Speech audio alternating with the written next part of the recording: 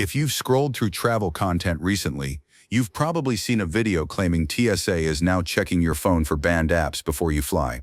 Here's the uncomfortable truth.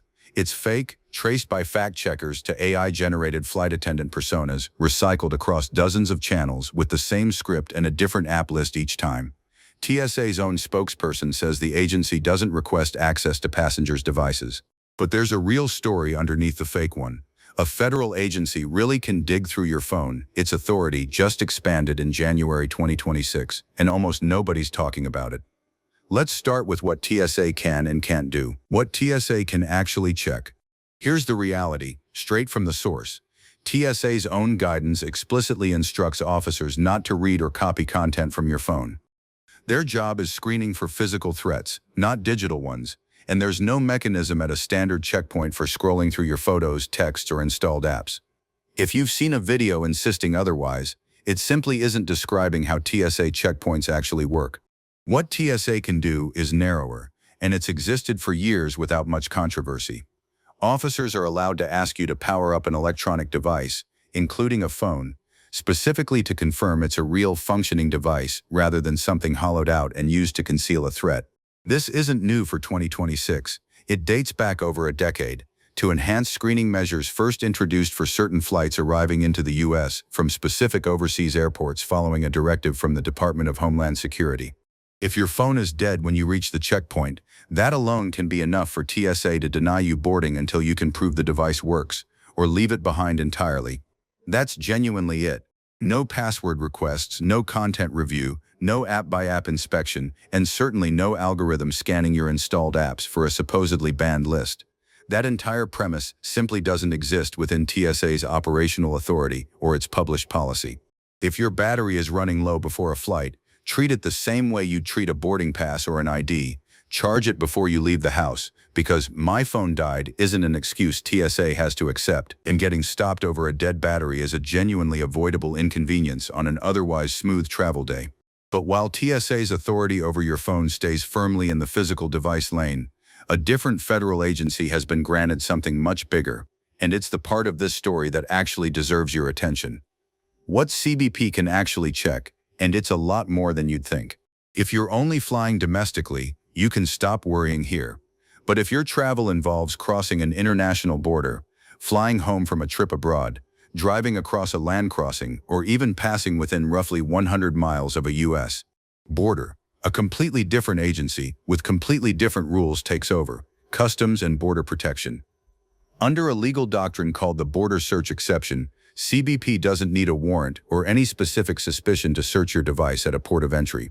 A new directive, formerly known as CBP Directive 3340-049B, took effect in January 2026 and significantly widened what counts as a searchable device, not just phones, laptops, and tablets, but flash drives, SIM cards, smartwatches, GPS units, drones, and even vehicle infotainment systems.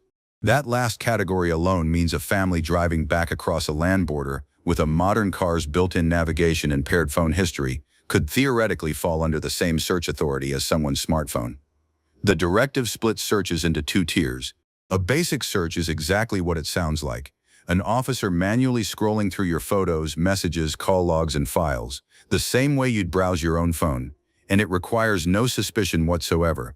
It can happen to any traveler, at any time, purely at an officer's discretion. An advanced search goes further, connecting specialized equipment to your device to copy or forensically analyze its contents, extracting far more than what's simply visible on the screen, and that tier does require reasonable suspicion tied to a specific legal violation, along with supervisory approval before an officer can proceed. The scale of this has grown fast. CBP conducted 55,318 electronic device searches in fiscal year 2025, up sharply from roughly 47,000 the year before, and searches specifically targeting U.S. citizens' devices climbed even more steeply, more than 13,500 in 2025, a 57% jump from just 2 years earlier. This isn't a rare, unusual event happening to a handful of unlucky travelers. It's a rapidly growing practice that most Americans have no idea exists until they're standing in the secondary inspection line themselves, phone in hand, being asked to unlock it. Here's the detail that catches almost everyone off guard. This applies to U.S. citizens too, not just visa holders or foreign nationals. The consequences of refusing do differ by immigration status. A U.S. citizen generally can't be denied entry into their own country for refusing to unlock a device, though CBP can detain the device itself, sometimes for weeks, while a foreign national or visa holder can face denied entry as a direct consequence of refusing. That distinction matters enormously depending on who you are and what you're carrying, and it's exactly the kind of nuance that gets lost in a fake AI-generated video obsessed with the wrong federal agency entirely. The border isn't just at the airport. Here's a detail that surprises even frequent international travelers. This authority doesn't just apply the moment you step off a plane. CBP's border search exception extends to what's legally described as the border and its functional equivalent, and courts have interpreted that to reach up to 100 miles inland from any U.S. land or coastal border. That zone covers a genuinely enormous portion of the country. The majority of the U.S. population actually lives within it, including entire major cities that most people wouldn't think of as border towns at all. Practically speaking, that means device search authority isn't strictly confined to international arrivals lounges. It can apply at land crossings, at certain domestic checkpoints operated within that 100-mile zone, and in scenarios most travelers would never associate with a border search in the first place. Someone driving from Seattle to Portland, or from San Diego to Los Angeles, could theoretically pass through this zone without ever realizing it, simply because the entire concept of a border zone extends so much further inland than the term itself suggests. This is exactly the kind of expansive interpretation that's driven the legal challenges working their way through the courts right now, and it's worth understanding before you assume "I'm not flying internationally" automatically means none of this applies to you. What happens if you refuse to unlock your device? Saying no to an unlock request isn't illegal, but it isn't consequence-free either, and the outcome depends heavily on who you are. U.S. citizens have a genuine right to refuse, and CBP cannot deny a citizen entry into their own country purely on that basis. What CBP can do instead is detain the device, sometimes for days, sometimes for considerably longer, while the traveler continues on without it, which for most people is a genuinely painful outcome given how much daily life now depends on a single phone. For visa holders and other non-citizens, the calculation is different and considerably higher stakes. Refusing an unlock request can be treated as a factor in a broader admissibility decision, and in some documented cases has directly resulted in denied entry. There's also a newer wrinkle worth knowing about. CBP's updated 2026 guidance specifically addresses social media review as part of the broader screening process, meaning publicly available posts and profile information can factor into an officer's assessment, independent of whatever's stored locally on your device. None of this is designed to make anyone panic before a trip, but knowing the real stakes ahead of time is a lot more useful than discovering them for the first time standing in a secondary inspection room.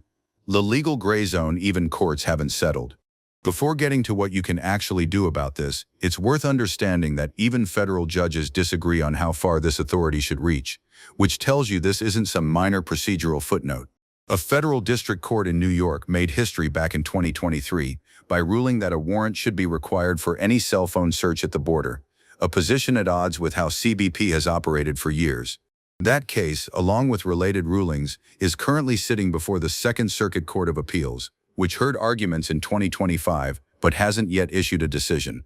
Depending on how that ruling lands, it could either reinforce CBP's existing authority nationwide or create a legal patchwork where your rights at the border genuinely depend on which specific court district you happen to be flying into, meaning the exact same phone, carried by the exact same traveler, could theoretically receive different legal protection depending on which airport they land at.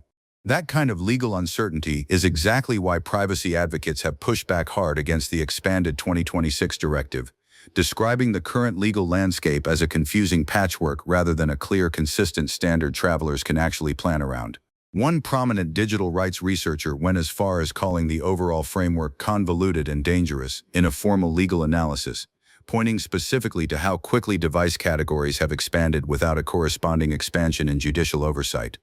Until the courts settle this definitively, the safest approach is assuming CBP's stated authority is real and current, rather than betting your privacy on a legal challenge that hasn't been resolved yet. With all of that as the backdrop, here's what's actually worth doing before an international trip, not because of some fake TSA app scanner, but because of a very real, rapidly expanding federal search power. The biometric unlock detail almost nobody considers. Before getting into the 5 things worth removing from your phone, there's one setting worth changing that has nothing to do with deleting anything at all. Legal experts who track border search cases consistently point to a meaningful, if imperfect, distinction between unlocking a device with a passcode versus a fingerprint or face scan. The reasoning traces back to how courts have historically treated the Fifth Amendment's protection against self-incrimination.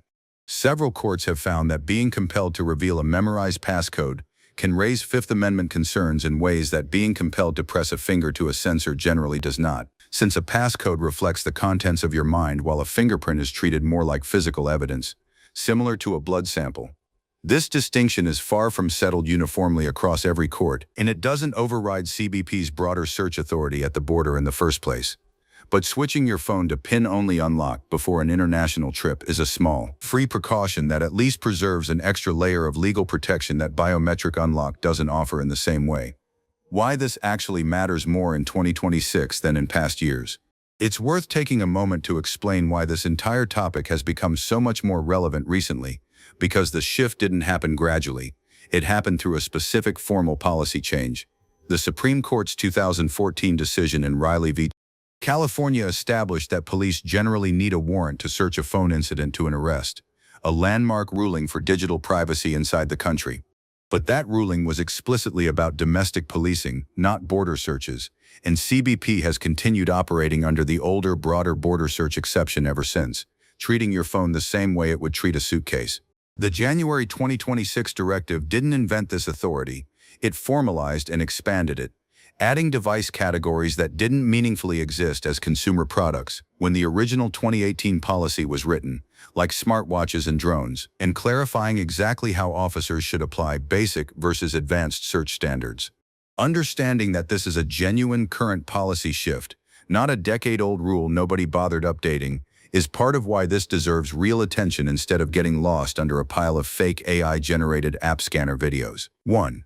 Sensitive financial and banking app sessions. If you're logged into banking apps, investment platforms, or payment services like Venmo or Cash App, a basic CBP search could expose account balances, transaction histories, and linked contacts to an officer with zero specific suspicion required, since the search is described specifically as an officer reviewing the device the same way you would yourself. Before international travel, consider logging out of these apps entirely rather than leaving an active session sitting open, and remove saved login credentials from your phone's autofill if privacy here matters to you. It's also worth checking whether any of these apps automatically re-authenticate using stored biometric or device-level credentials, since simply closing the app isn't always the same as ending the session entirely.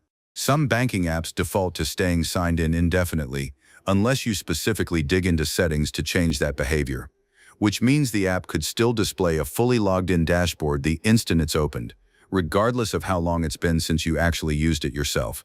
It's a small inconvenience at your next login, in exchange for one less category of sensitive data sitting exposed during a routine border crossing. 2. Private photos and messages you wouldn't want a stranger scrolling through. A basic search is, by CBP's own description, an officer scrolling through your device the same way you would, which means photos, text threads, and saved messages are all fair game with no warrant and no specific reason needed. If there's content on your phone you genuinely rather a government officer not see, back it up to a personal cloud account or external storage you control, then remove the local copies from the device you're traveling with. This is especially worth considering for anyone with hidden or secondary folders protecting sensitive photos behind a separate passcode, since those aren't automatically off-limits to an officer conducting a manual review.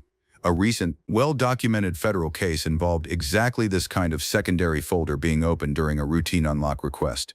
This isn't about having something to hide in any legal sense. It's about recognizing that a basic search has essentially no privacy floor, and treating your phone accordingly before you hand it over. 3. Confidential work documents and client data. Attorneys, journalists, healthcare workers, and anyone bound by confidentiality obligations face a genuinely thorny problem here. A border search doesn't pause to ask whether the files on your device are privileged or protected by professional obligations.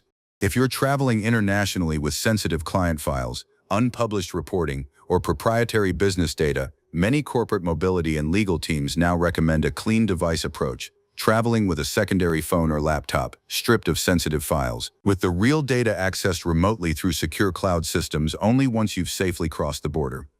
This isn't a fringe recommendation reserved for high-security jobs either.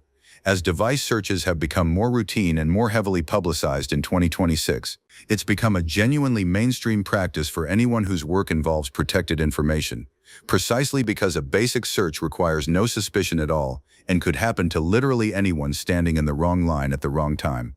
Some organizations have gone a step further, issuing employees dedicated travel devices preloaded only with what's needed for the trip itself, then wiped and reset entirely before being reissued for the next international journey. It's an extra step, but for anyone with a genuine confidentiality obligation, it's become a standard precaution rather than an overreaction. 4. Old apps and accounts you no longer use. This one is less about a specific search risk and more about general device hygiene that becomes more important the moment your phone might get scrutinized. Unused apps often stay logged into old accounts indefinitely, quietly holding on to stored messages, saved payment methods, or personal data you forgot even existed. Before a trip that involves crossing a border, it's worth doing a genuine cleanout, deleting apps you haven't opened in months, and revoking access for accounts you no longer actively use, including third-party apps you may have connected to your email or social media accounts years ago and never thought about again. This kind of cleanout also has a practical benefit that has nothing to do with border searches at all. A leaner, more organized phone is simply easier to navigate quickly if you're ever asked to demonstrate that a device is functioning, or if an officer conducting a basic search moves through your apps faster because there's genuinely less clutter to sort through. A leaner phone isn't just about privacy during a border search. It's simply a smarter habit that reduces your overall exposure if a device is ever lost, stolen, or detained for an extended review, since fewer active accounts means fewer places a compromised device could actually cause damage. 5. Anything you wouldn't want copied and retained indefinitely. Under CBP's updated policy, there are specific rules around how long the agency can retain data pulled during a search, including limits on cloud access and defined deletion timelines, generally described as a 21-day window in most circumstances. But once information has been reviewed or copied during an advanced search, you're relying on the agency to actually follow its own retention policy correctly, with limited practical ability to verify that it happened.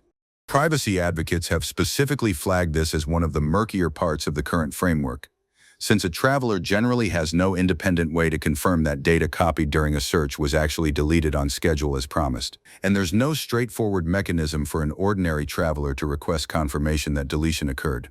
Advanced searches also typically involve specialized forensic extraction tools capable of pulling far more than what's visible on the screen, including deleted files, metadata, and app data that isn't normally accessible through a manual scroll-through. That's a meaningfully different level of access than a basic search, which is exactly why the advanced tier requires a higher bar of reasonable suspicion before an officer can invoke it. If there's specific content on your device, financial records, health information, anything genuinely sensitive that you don't want potentially copied and held in a federal database for any length of time, the safest move is simply not having it on the device that crosses the border with you in the first place. Removing it beforehand and restoring it afterward from a secure backup is a small hassle that entirely sidesteps the retention question altogether, rather than trusting a 21-day deletion policy you have no direct way to verify. Here's the honest summary. TSA checking your phone for banned apps is fiction, manufactured by AI-generated content designed purely to rack up views through manufactured fear. CBP searching your phone at the border, without a warrant and increasingly without much friction, is very real, growing quickly, and legally unsettled enough that even federal courts haven't agreed on where the limits should sit. The travelers who actually protect themselves aren't the ones falling for fake viral warnings about the wrong government agency. They're the ones who understand which agency has real authority, prepare their devices accordingly before an international trip, and treat basic digital hygiene as a normal part of packing, right alongside checking their passport expiration date. None of this requires becoming paranoid about every trip abroad. The overwhelming majority of travelers cross the border without ever being pulled into a device search at all. But knowing the real rules, rather than a fabricated version built for viral engagement, is what actually lets you make an informed decision about what stays on your phone and what doesn't before you ever reach the checkpoint.